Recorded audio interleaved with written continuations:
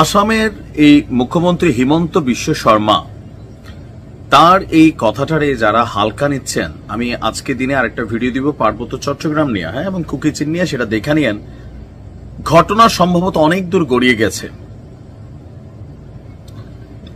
ভারতের chicken neck, যেটা নিয়ে আমরা বাংলাদেশ থেকে মাঝে মাঝে বলি একদম চিকেন নেকে চিপা ধর্ম, তবে এগুলো আমরা বলার পক্ষে না, আমরা বলি না। কেউ কেউ বলেন ভারতের চিকেন নেক চিপা ধর্ম। ভাই, প্রতিবেশী রাষ্ট্র, তাদের সাথে আমাদের সীমান্ত আছে, আমাদের সাথে তাদের সীমান্ত আছে।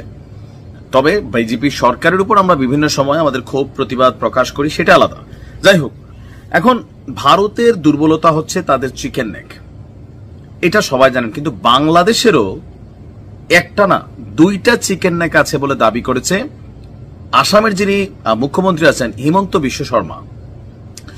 তার বক্তব্য যে ভারতের একটি চিকেন নেক থাকলে বাংলাদেশের চিকেন নেক আছে দুইটি, এবং এই দুইটা কোন দুইটা এটাও সে একদম স্পষ্ট উল্লেখ করে দিয়েছেন। তার বক্তব্যের মাধ্যমে বাংলাদেশের ভৌগোলিক দুর্বলতার কথা সে সামনে নিয়ে এসে সে বলছে যে যারা ভারতের চিকেন নেক করিডোর নিয়ে নিয়মিত হুমকি দেয় তারা যেন এটাও মনে রাখে বাংলাদেশেরও দুটি চিকেন নেক রয়েছে, এবং দুটা আরো বেশি ভারতের চিকেন নেকের তুলনায় ঝুঁকিপূর্ণ। তো কোথায়?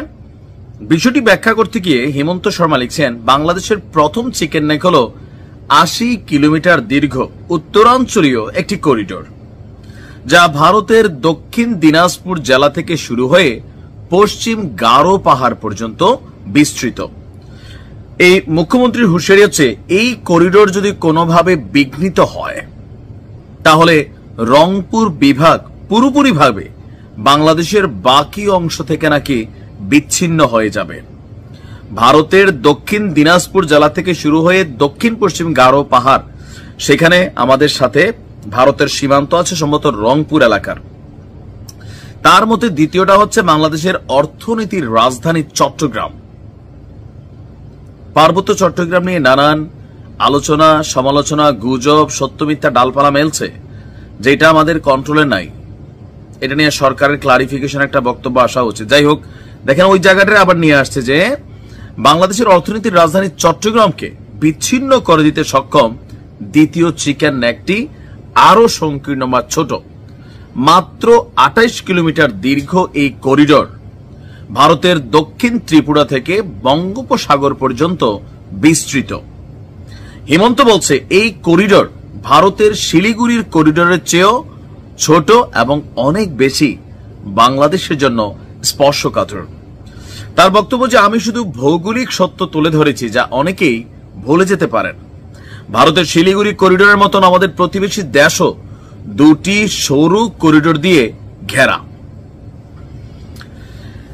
এখন আমরা ভারতের যে বিষয়গুলো নিয়ে অনেক আলোচনা করছি, বাংলাদেশের এই বিষয়গুলোর মধ্যে রংপুর এতটা আলোচনায় নাই যতটা চট্টগ্রাম আছে, পার্বত্য চট্টগ্রাম। সেখানে কেএনএফ, বিভিন্ন পাহাড়ি সন্ত্রাসী সংগঠন, সশস্ত্র গোষ্ঠী, মিয়ানমারের এজেন্টরা, ভারতের এজেন্টরা, তারপর হচ্ছে চীনের এজেন্টরা এই পাহাড়গুলোকে এক ধরনের কন্ট্রোল করছে লম্বা একটা সময় ধরে। কিন্তু আর আজকে আরেকটা ভিডিও দিব, আপনার চোখ কপালে উঠে যাবে যে হিমন্ত শর্মাটা যা বলছে, তার মানে পার্বত্য চট্টগ্রাম নিয়ে আমরা যা শুনছি কিছুটা সত্য হলেও হইতে পারে।